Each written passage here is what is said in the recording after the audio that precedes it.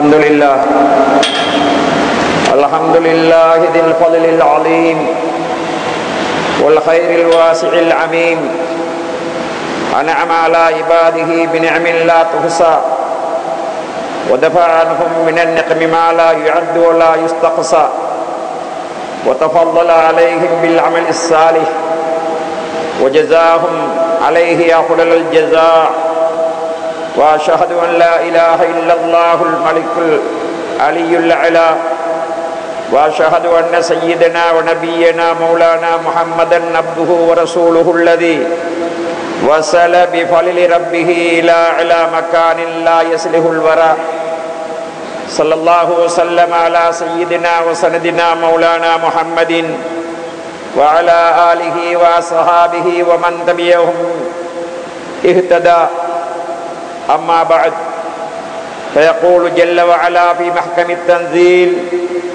فأعوذ بالله من الشيطان الرجيم بسم الله الرحمن الرحيم وينجي الله الذين اتقوا بمفازتهم لا يمسهم السوء ولا هم يحزنون صدق الله مولانا العلي العليم قال نبينا عليه الصلاة والسلام تعرف إلى الله في الرعاء فيعرفك في الشدة أو كما قال عليه الصلاة والسلام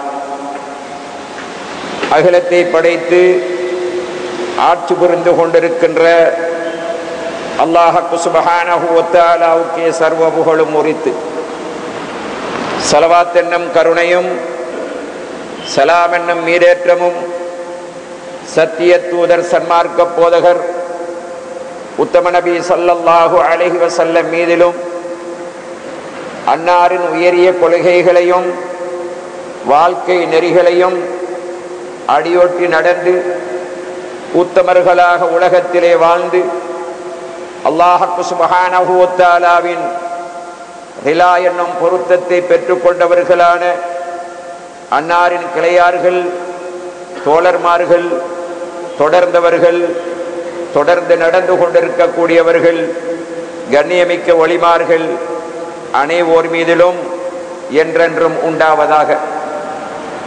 புனிதமிக்க ஜும்ஆத் தொழுகையை நிறைவேற்றுவதற்காக அல்லாஹ் சுப்ஹானஹு வ தஆலாவின் மாளிகையில் ஒன்று கூடியிருக்கும் அல்லாஹுவின் நல்லடியார்களே, அன்பு சகோதரர்களே, அல்லாஹ் சுப்ஹானஹு வ தஆலாவினால் ஏவப்பட்ட ஏவல்களை ஏற்றும் விலக்கப்பட்ட கர்மங்களை தவிர்த்தும் நடந்து கொள்ளுமாறு முதலாவதாக எனக்கும் அப்பால் உங்களுக்கும் நல்லுபதேசம் புரிகின்றேன், புத்திமதி சொல்லிக் கொள்கின்றேன்.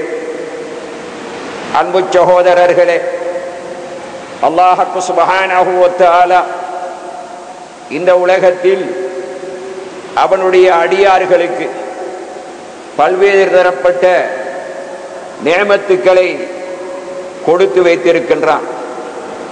இந்த நிஅமத்துக்களை ஒரு மனிதன் சிந்தனை செய்து பார்ப்பானேயானால் அந்த நிஅமத்துக்களை அவனினால் மட்டிட கணக்கிட முடியாது.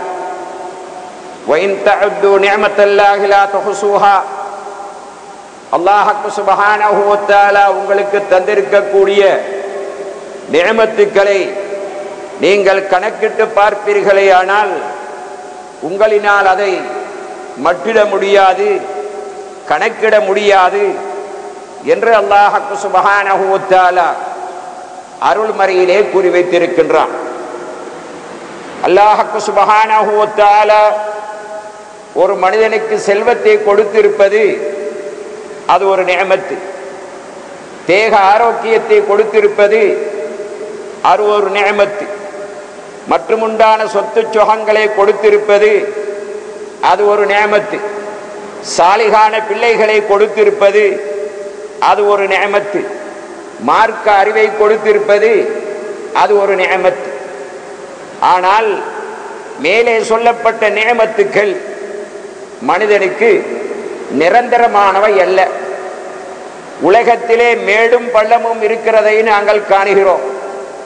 மேட்டிலே ஏறுகின்றான், பள்ளத்திலே இறங்குகின்றான். மேட்டிலே ஏறும் பொழுது கஷ்டமாக இருக்கும், பள்ளத்திலே இருக்கும் பொழுது இறங்கும் பொழுது இலேசாக இருக்கும். இதே போன்றுதான் மனிதனுடைய வாழ்க்கையில் கஷ்டமும் நஷ்டமும் சேர்ந்தே வரும். அவனுக்கு கொடுத்திருக்கக்கூடிய நியமத்துக்களுக்கு நிரந்தரம் கிடையாது. ஆனால் அந்த மனிதன் சற்று சிந்தனை செய்து பார்த்து அல்லாஹ் சுப்ஹானஹு வ தஆலா தனக்கு தந்திருக்கக்கூடிய நியமத்துடைய காலத்தில் அல்லாஹ் சுப்ஹானஹு வ தஆலாவுக்கு முற்றிலும் வழிபட்டு அவனது கட்டளைகளை ஏற்று நடந்து கொள்வானேயானால் அவனுக்கு கஷ்டம் ஏற்படும் பொழுது அல்லாஹ் சுப்ஹானஹு வ தஆலா இவனுடைய துஆவை ஏற்றுக்கொண்டு அந்த கஷ்டத்திலே இருந்து அவனுக்கு நிவர்த்தியை கொடுப்பதாக அல்லாஹ் சுப்ஹானஹு வ தஆலா அருள்மறையில் சொல்லி வைத்திருக்கின்றான். இதற்கு உதாரணமாக யூனுஸ் அலைஹிஸ்ஸலாத்து வஸ்ஸலாம் அவர்களுடைய வரலாறையும் ஃபிரௌனுடைய வரலாறையும் அல்லாஹ் சுப்ஹானஹு வ தஆலா அருள்மறையிலே கூறியே வைத்திருக்கின்றான்.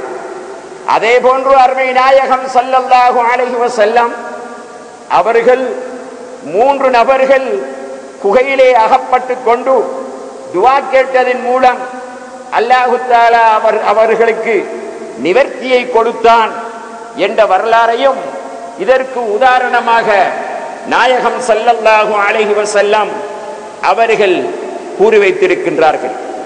இந்த அடிப்படையில் அருமை நாயகம் ஸல்லல்லாஹு அலைஹி வஸல்லம் அவர்கள் கூறும் பொழுது தஅர்ரஃப் இலல்லாஹி ஃபிர்ரஹா, மனிதா நண்பனே, உனக்கு சீமாந்தனம் இருக்கக்கூடிய காலத்தில், தேக ஆரோக்கியம் இருக்கக்கூடிய காலத்தில், நீ வாலிபனாக இருக்கக்கூடிய காலத்தில், நீ சந்தோஷமாக வாழக்கூடிய காலத்தில் அல்லாஹ் சுப்ஹானஹு வ தஆலாவின் பக்கம் உன்னை நீ அறிமுகப்படுத்திக் கொள்.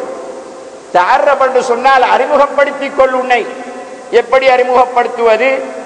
அல்லாஹ் தஆலா தனக்கு சொத்தையும் செல்வத்தையும் தந்து வைத்திருக்கின்றான், தேக ஆரோக்கியத்தை தந்து வைத்திருக்கின்றான், சாலிகான மனைவி மக்களை தந்து வைத்திருக்கின்றான், சொத்து சுகங்களை தந்து வைத்திருக்கின்றான். இந்த காலத்தில் அல்லாஹ் சுப்ஹானஹு வ தஆலாவினுடைய எந்த விஷயத்திலும் அவன் மிகவும் முக்கியத்துவம் கொடுத்து நடந்து கொள்வதற்கு கடமைப்பட்டவனாக இருக்கின்றான். அல்லாஹ் சுப்ஹானஹு வ தஆலாவுக்கு அடிபணிந்து நடப்பதற்கு கடமைப்பட்டவனாக இருக்கின்றான். இப்படி அவன் நடந்து அல்லாஹ் சுப்ஹானஹு வ தஆலா தனக்கு கொடுத்திருக்கக்கூடிய நியமத்துக்களுக்கு நன்றி செலுத்தி அல்லாஹ் சுப்ஹானஹு வ தஆலாவின் பக்கம் தன்னை அறிமுகப்படுத்திக் கொள்ள வேண்டும். அப்படி உன்னை நீ அறிமுகப்படுத்திக் கொண்டால்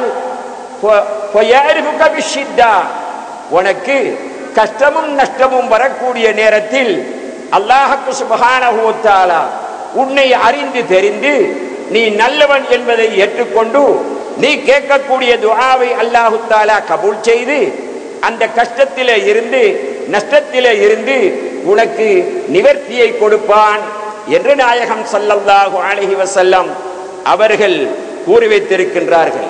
وَمَنْ يَتَّقِ اللَّهَ يَجْعَلْ لَهُ مَخْرَجًا وَيَرْزُقْهُ مِنْ حَيْثُ لَا يَحْتَسِبُ.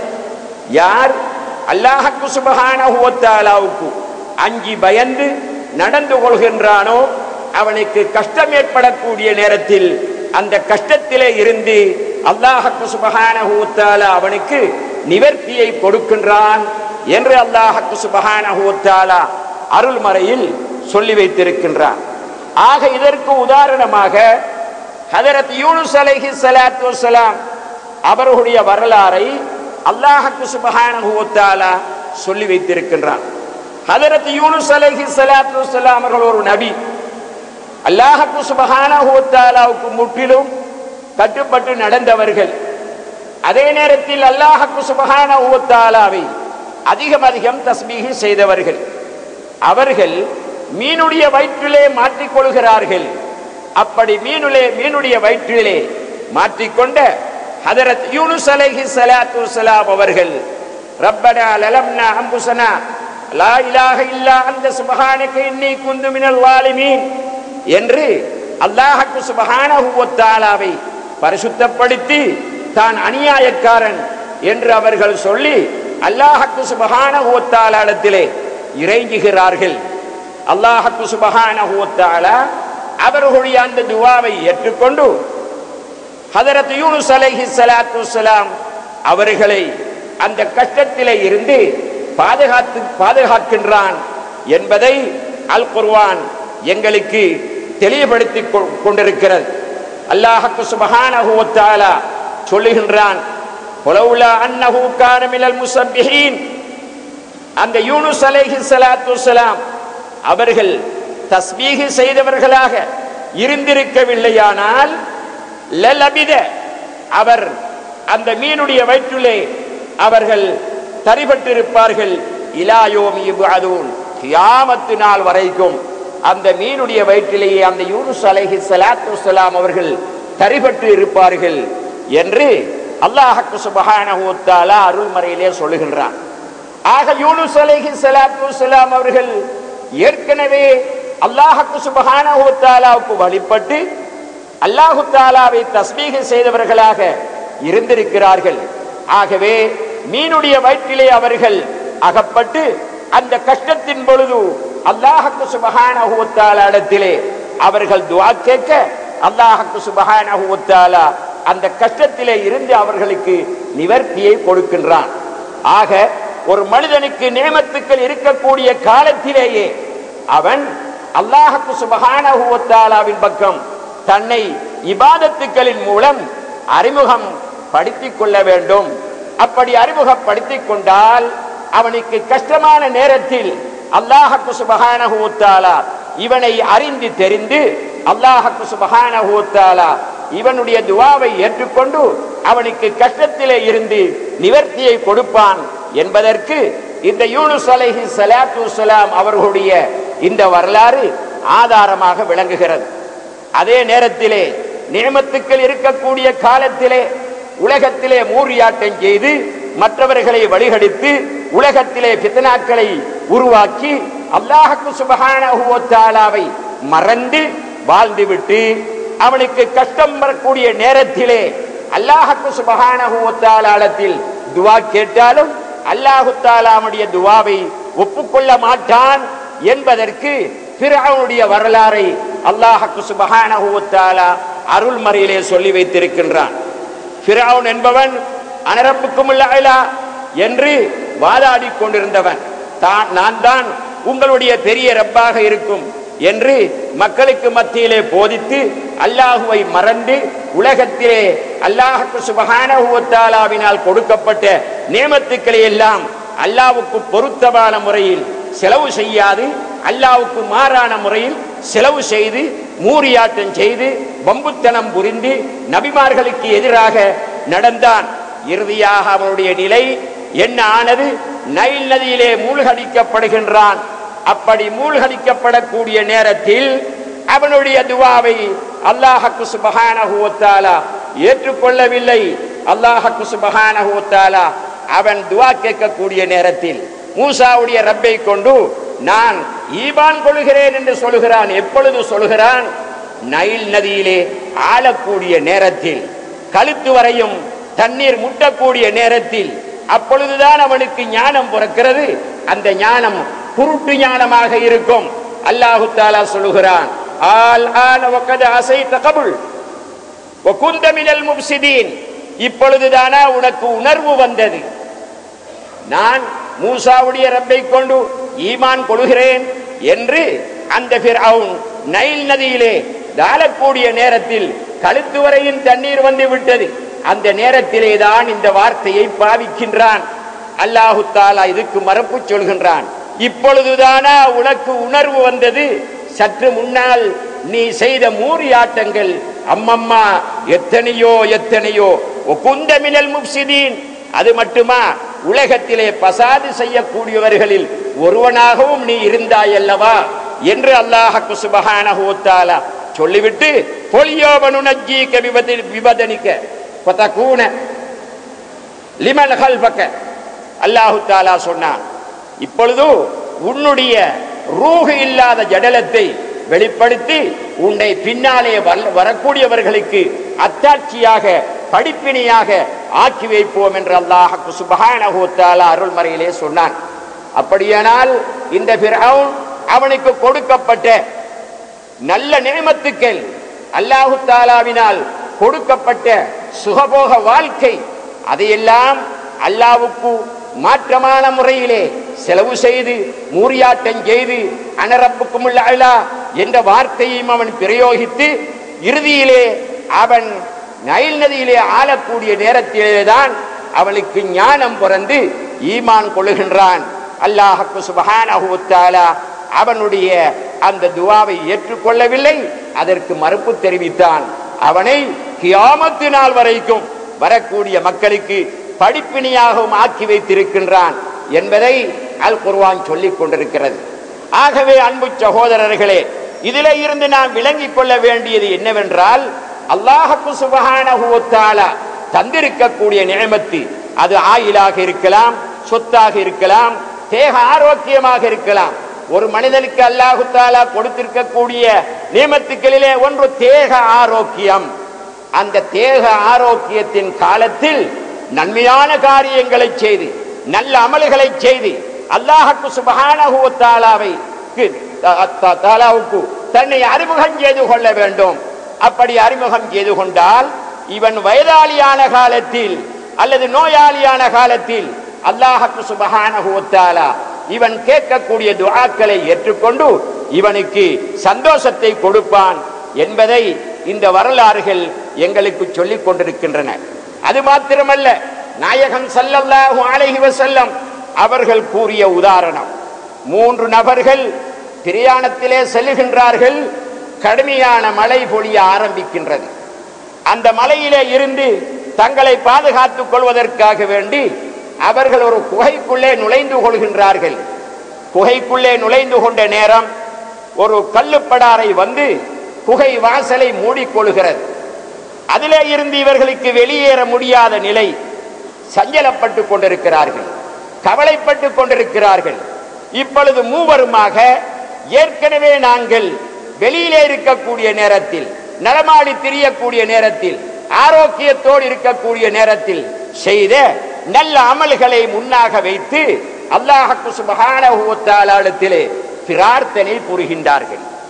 இவர்கள் ஏற்கனவே நல்ல அமல்களை செய்த மக்கள் கஷ்டத்திலே அவர்கள் மாட்டிக்கொண்ட நேரத்தில் அல்லாஹ் சுப்ஹானஹு வ தஆலாவிடத்திலே துஆ கேட்கிறார்கள். அந்த துஆவை அல்லாஹ் தஆலா ஏற்றுக்கொண்டு அவர்களை அந்த கஷ்டத்திலே இருந்து வெளிப்படுத்துகின்றான். ஒருவர் சொல்கிறார், யா அல்லாஹ், என்னுடைய தாயின் தந்தையும் நான் வெளியிலே போய்விடுவேன், ஆடு மேய்ப்பதற்காக போய்விடுவேன், திரும்பி வருவேன்.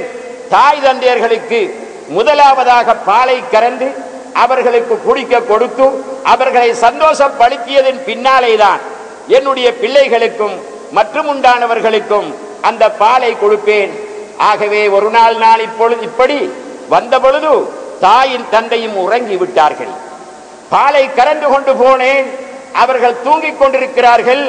அவர்களுடைய தூக்கத்தை கெடுக்க கூடாது, தூக்கத்தை கெடுத்து விட்டால் அதுவும் தாய் தந்தையர்களுக்கு செய்கின்ற துன்பமாகும் என்பதை நினைத்து அவர்களுடைய தலைமாட்டிலே நான் உட்கார்ந்து கொண்டேன். என்னுடைய பிள்ளைகள் பால் கேட்டு என்னை தொந்தரவுப்படுத்திக் கொண்டிருக்கிறார்கள், அவர்களுக்கு நான் கொடுக்கவில்லை.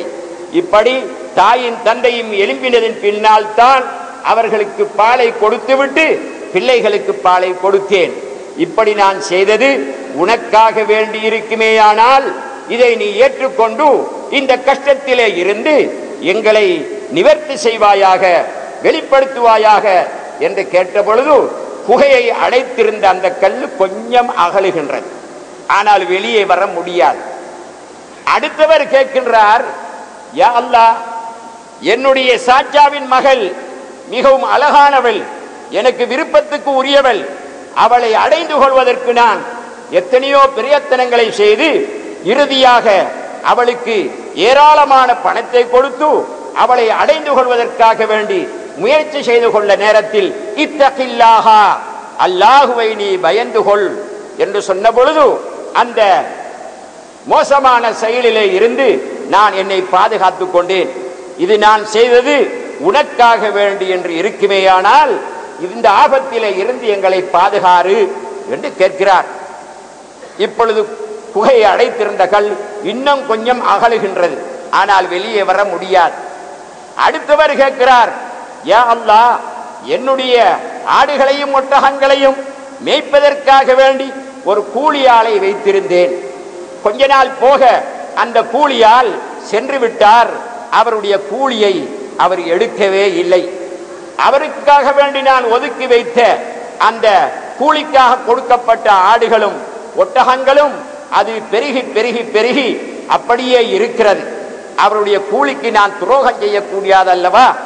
ஆகவே ஒரு நாள் அவர் திரும்பி வருகிறார். அவரை பார்த்து சொல்கின்றேன், இது அத்தனையும் உங்களுக்குத்தான் என்று சொன்ன பொழுது என்னை பரிகாசம் பண்ணுகிறாயா என்று அவர் கேட்டார். பரிகாசம் பண்ணவில்லை, உன்னுடைய கூலியினால் பெருகின ஒட்டகங்களும் ஆடுகளும் இதுதான், நீ எடுத்துக்கொண்டு போகலாம் என்று சொன்னேன்.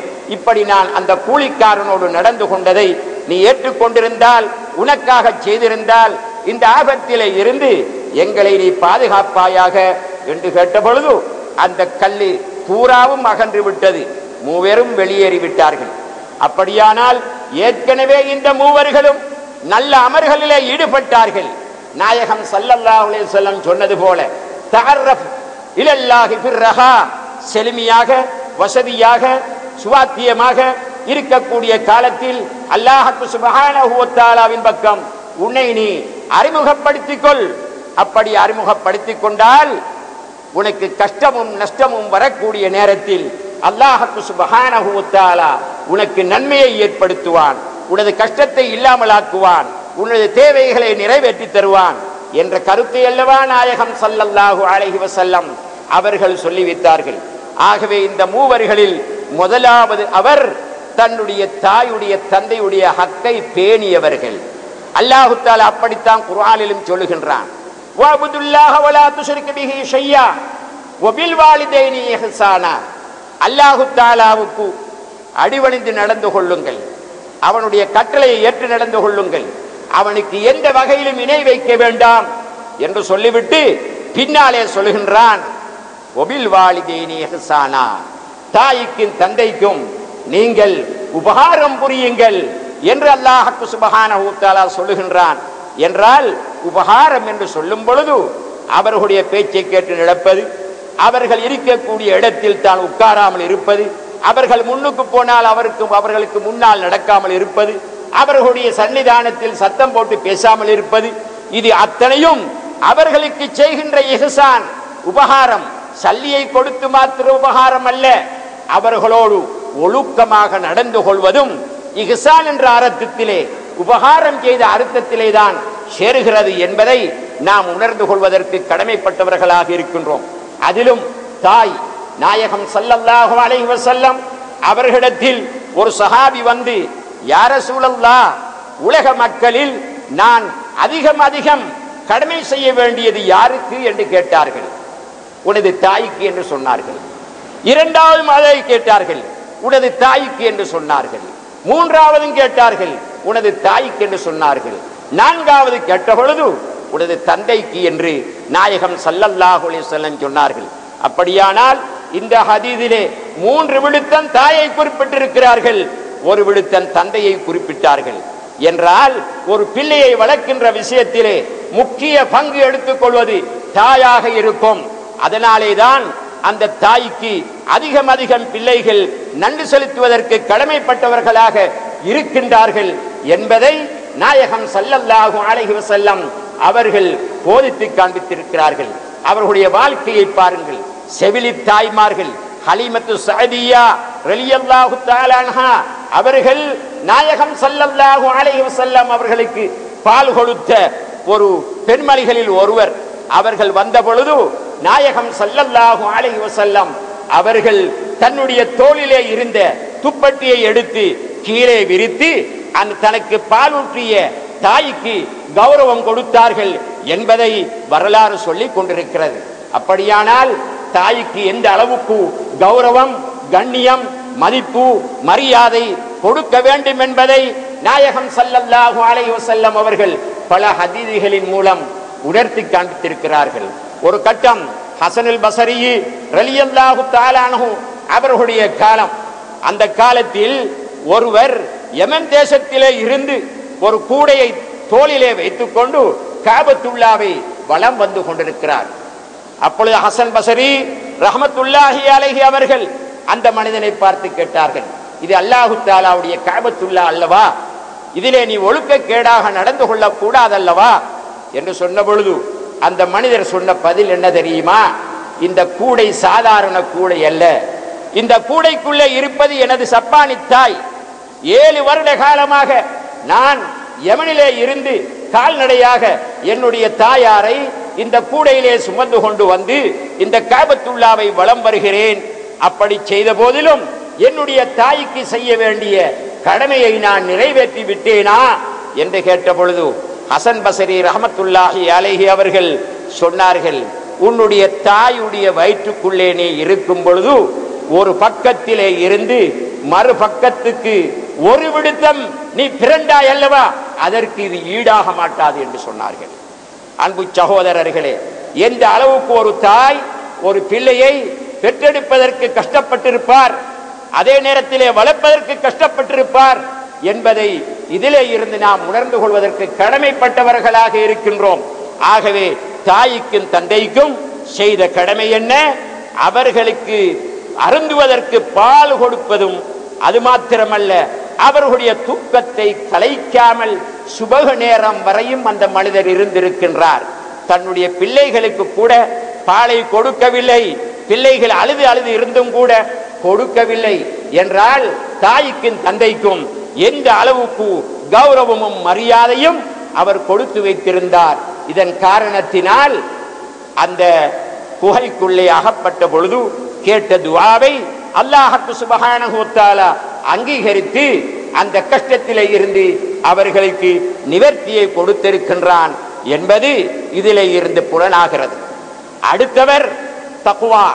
தக்வாவின் மூலம் தன்னை பாதுகாத்துக் கொண்டார். தக்வா என்பது சிலர் பேசலாம், நான் கெட்ட செயல்களை செய்வதில்லை என்று வாயாலே சொல்லலாம். ஆனால் இந்த தக்வா சில நேரத்தில் போலியான தக்வாவாகவும் இருக்கலாம். தக்வா என்ன என்பதை அடுத்த கட்டத்திலே இருந்து நாயகம் ஸல்லல்லாஹு அலைஹி வஸல்லம் உணர்த்தி காண்பிக்கின்றார்கள்.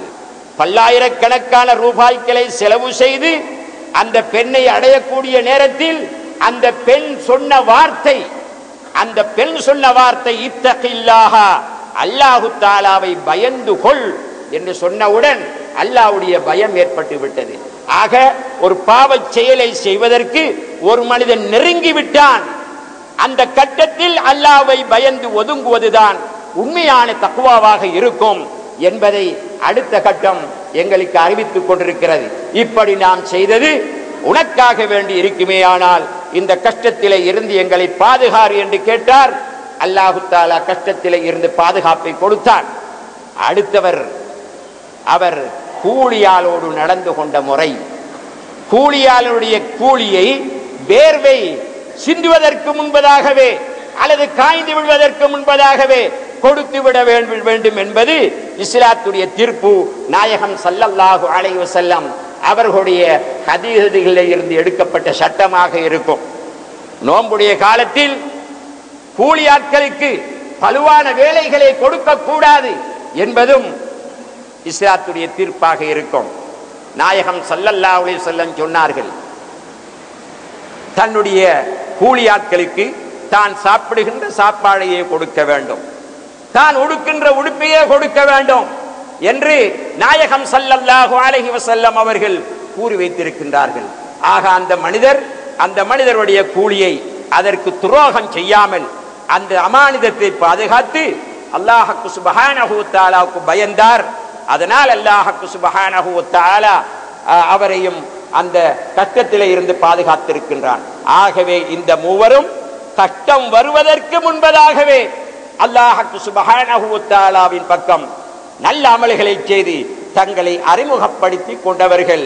இதனால் அவர்களுக்கு கஷ்டம் வந்த பொழுது அல்லாஹு தஆலா அவர்களுடைய அந்த கஷ்டத்தை பாதுகாத்தான். இதைத்தான் அல்லாஹ் சுப்ஹானஹு வ தஆலா குர்ஆனிலே இன்னொரு ஆயத்திலே சொல்லுகின்றான், வயனஜில்லாஹுல் லதீன தகவ் பிமபாஸதிஹிம் லா யமஸ்ஸுஹும் ஸூஉ வலா ஹும் யஹ்ஸனூன். அல்லாஹ் சுப்ஹானஹு வ தஆலாவை அஞ்சி பயந்து நடந்து கொண்டார்களே, அப்படியான சில பேர்களை அல்லாஹ் சுப்ஹானஹு வ தஆலா பாதுகாப்பான். அவர்களுடைய வெற்றியை கொண்டு, அவர்கள் ஏற்கனவே செய்த நல்லமல்களை கொண்டு அவர்களுக்கு கெடுதியும் பிடிக்காது, அவர்கள் கவலைப்படவும் மாட்டார்கள் என்று அல்லாஹ் சுப்ஹானஹு வ தஆலா அருள்மறையிலே சொல்லி வைத்திருக்கின்றான். ஆகவே அன்பு சகோதரர்களே, அல்லாஹு தஆலா எங்களுக்கு தந்திருக்கக்கூடிய நியமத்துக்கள் நிரந்தரமானதல்ல. அந்த நியமத்துக்கள் இருக்கக்கூடிய காலத்திலேயே நாங்கள் நல்ல அமல்களை செய்து அல்லாஹ் சுப்ஹானஹு வ தஆலாவுடைய நல்லடியார்களில் சேர்ந்து கொள்ள வேண்டும். அப்படி சேர்ந்து கொண்டால் எங்களுக்கு கஷ்டம் வரக்கூடிய நேரத்தில் நாம் அல்லாஹ் சுப்ஹானஹு வ தஆலா இடத்தில் துஆ கேட்கும் பொழுது அல்லாஹு தஆலா அந்த துஆவை ஏற்றுக்கொண்டு எங்களை கஷ்டங்களிலே இருந்து பாதுகாப்பான் என்பதை நாம் நன்கு விளங்கிக் கொள்ள வேண்டும்.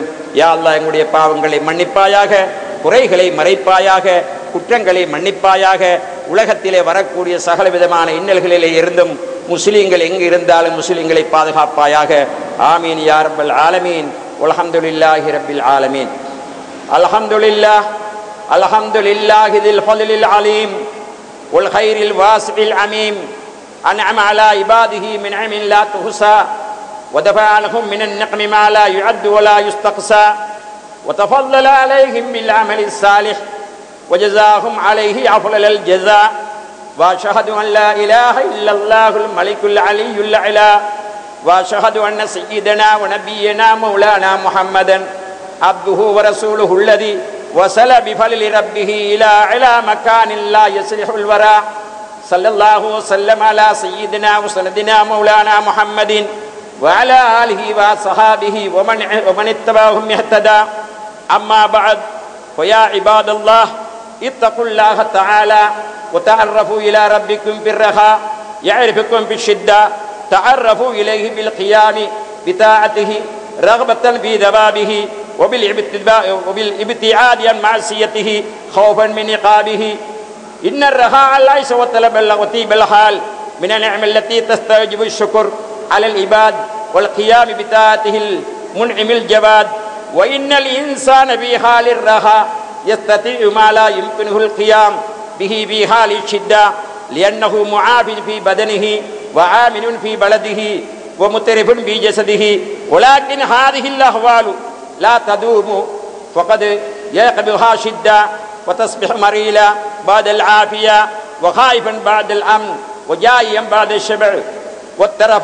فإذا كان العبد متعرفا إلى ربه في حال الرخاء عرفه في حال الشدة فلطف به وعانه على شدائده ويسر أموره. قال الله تعالى: ومن يتق الله يجعل له مخرجا ويرزقه من حيث لا يحتسب. وقال عيلا: ومن يتق الله يجعل له من أمره يسرا. ولقد ضرب النبي صلى الله عليه وسلم لأمته مثلا على ذلك فيما قصه علينا من نبع ضلالة ممن كانوا قبلنا. فالأول من هؤلاء ضرب مثلا عليما في البر بوالديه بقي طول الليل والعناء على يديه لن تتب نفسه أن يشرب منه. فاتقوا الله عباد الله وتعرفوا إلى ربكم في الرخاء لكي تنجوا من الشدائد والنكال. اللهم وفقنا للتعرف إليك والقيام بطاعتك والطف بنا في الشدائد ويسر أمورنا إنك جواد كريم رعوف رحيم. آمين يا رب العالمين. والحمد لله رب العالمين. أعوذ بالله من الشيطان الرجيم. بسم الله الرحمن الرحيم. ومن يتق الله يجعل له مخرجا ويرزقه من حيث لا يحتسب. نفعني الله وإياكم بالقرآن العظيم وبهدي سيد المرسلين. أقول قولي هذا وأستغفر الله العليم لي ولكم ولسائر المسلمين من كل ذنب فاستغفروه إنه هو الغفور الرحيم. بسم الله الرحمن الرحيم. الله أحد الله الصمد لم يلد ولم يولد له كفوا أحد. بسم الله الرحمن الرحيم. الله أحد الله الصمد. بسم الله الرحمن الرحيم. قل هو الله أحد الله الصمد لم يلد ولم يولد ولم يكن له